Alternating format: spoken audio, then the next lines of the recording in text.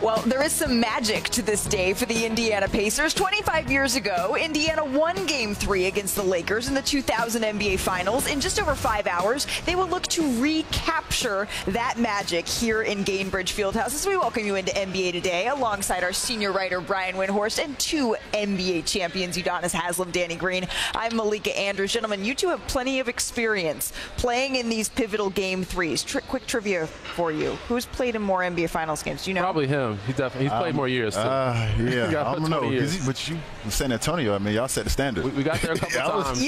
But barely. It's just by the hair on your chin. 28-24 for here, Danny Green. So you guys know, I mean, this game, right, it does not get more important outside of a closeout game when a series is tied up at 1-1 as this Game 3 tonight. And Tyrese Halliburton, he knows all about that. Just take a listen to how he's preparing. I'm not like superstitious or anything, but I feel like you just try to treat every game the same way, honestly.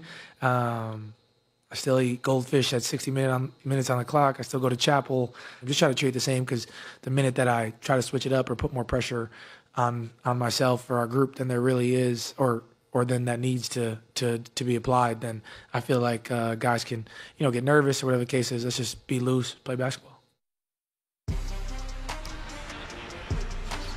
Just be loose, play basketball, but do it in an important game because historically, Game 3 winners of a series that's tied at 1-1, they go on to win the series over 80% of the time. However, UD, not all hope lost for the loser, right? Your Heat lost a pivotal Game 3 to Danny's Spurs in, 2013 that was? And then you won the NBA Finals in 7 here. So you've been to 7 NBA Finals, Udonis. What is it about this Game 3 that's so all important? I mean, for me, obviously, you gave the statistic, 80% of the teams that win this game wins the series. But if I'm looking at Indiana, I think it's very important for them because this is the first time I feel like the pressure has been on them. For the most time, I think like they've been playing with house's money. I feel like right now they come back home with the series tied 2-2. I think the pressure is definitely being put on them now for the first time. How do they respond? I want to see that. Yeah, I mean, Game 3 is pivotal, and it said it doesn't dictate the series per se. Obviously, they won in 2013. I got OKC tonight, but I think the pressure is on Indiana. But like Tyrese said, you want to be loose, you want to have fun. The mindset doesn't change, the approach doesn't change. I love how he's looking at it. You want to be loose. And I remember there was times when I was too locked in, and Timmy would send me a text. Yes. Timmy would send me a text and like too locked in. Just overthinking things. You don't want to overthink things. You don't want to overdo things. You're playing your best basketball when it's pure and you're being a kid again and having fun and just free flowing. So I remember I would get texts from Timmy, Tony, and Manu. Timmy one time, I talk about this all the time. Hey, where am I supposed to be at on this play? And I knew what he was doing later on. I didn't know he was doing it in the moment, but I knew he knew what the hell where he's supposed to be. But he's testing me to see where I'm at and see where my game focus is and how loose I am. So he just wanted to loosen me up. Don't think about it. You know what you're doing. Have fun, play the game, and be free. Whatever you did during the 2014 finals, he didn't miss for like 7 days. Yeah. You should be selling that to everybody in this arena tonight. And Udonis, you don't change a whole lot, right? When you're going into the Game 3 of the finals, everything is tried, tested, and true. NBA players are the most superstitious athletes, I believe, in the world. And for me, I used to do everything the right way, starting with my right shoe, putting my right foot on first, my right shoe on first, putting my right pants leg on first. Everything the right way, and it's literally setting the tone. So I agree with Tyrese Halliburton. Another thing that he said that a lot of guys don't do, say go to chapel. That's something I did for 20 seasons in the NBA is I made sure before every single game I had the opportunity to take time and go to chapel. So just having that routine, it calms you, it puts you in a mindset. That's right. It makes you feel like you're doing something you do every day. Even though you're playing in the finals, it doesn't happen every day. Brian and I have combined to play in 0 NBA Finals games, but we do always put our left shoe on before the show, right? We are locked in on that. All right, there's plenty of storylines going into this Game 3. Let's just remind folks of some of the biggest ones here as we go back in this series, showing you these highlights. Game 1, it started just with the Thunder swarming everywhere. Watch how they're just all over the Pacers, setting the stage right from the start. This first half of Game 1, they let the Pacers know how they were going to expect to be defended, and then that enabled them to get going on the other side. Shai Gilgeous with 38 in this game, mid-range and then get into the basket. It's very hard to stay with them, but they didn't separate enough. So in the first half of Game 1, right, you see the turnovers here that the Indiana Pacers committed, but it didn't feel like the Oklahoma City Thunder fully capitalized on this here. And that's why we were able to see the comeback that we saw from the Indiana Pacers, UD. Yeah, and then you see Tyrese first being aggressive, getting downhill. Now we look at Miles Turner getting the bank off the glass, where everybody say, did he call glass? It don't matter if he called glass, it's a bucket.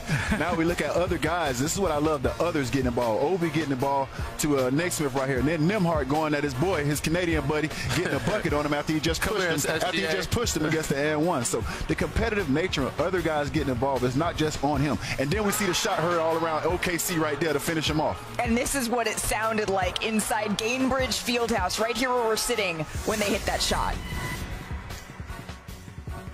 Yes, we haven't been in this situation, but it doesn't mean our character has to change or what we did last time. It's still basketball, it's still the game of basketball that we grew up playing. The rules don't change just because we're in the finals.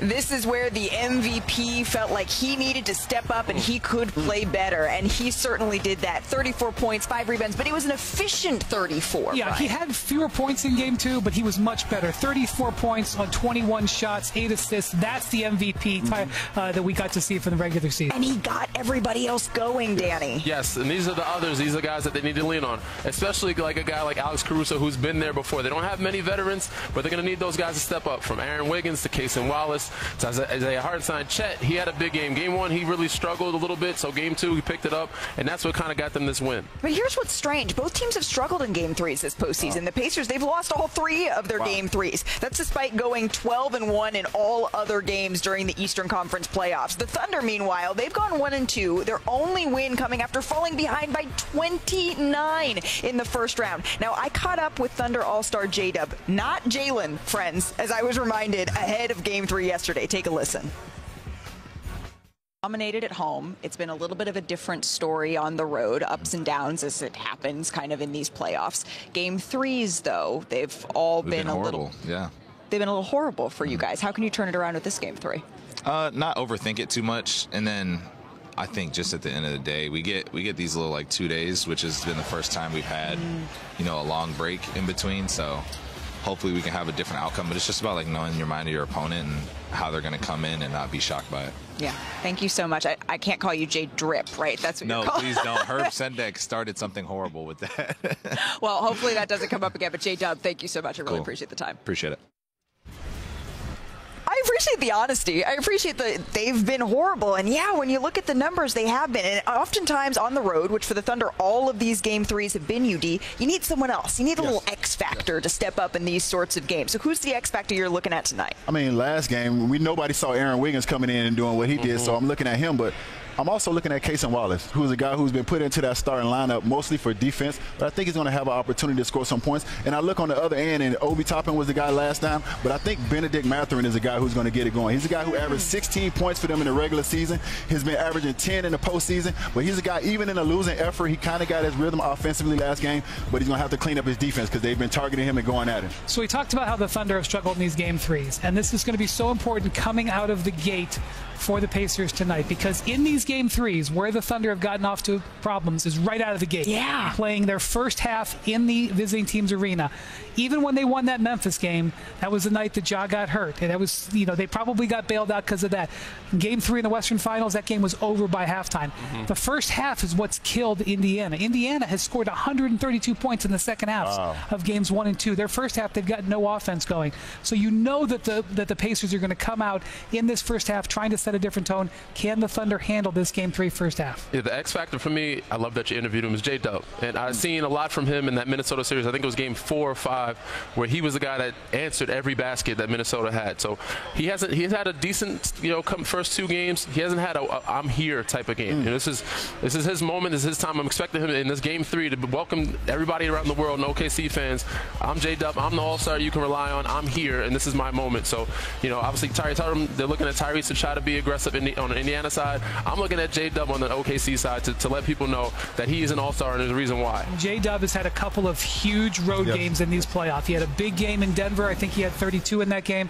And then really in the defining moment of his career to this point, 34 in Minnesota last round. So we know he can get this done on the road, and they need that tonight to get this lead in the series. And hearing the self-awareness, he's coming into this saying, I know that we can be better. Despite those individual stats that you just said, he feels like this is where they play really their worst basketball. When they go out on the road for the first time, They get away from home, and then all of a sudden they kind of maybe get caught by surprise a little bit. 3 times it's happened so far. They're not going to let that 4th time be a charm. We got a lot to get to here on NBA Today. Coming up on our show, the Knicks, they were denied another head coach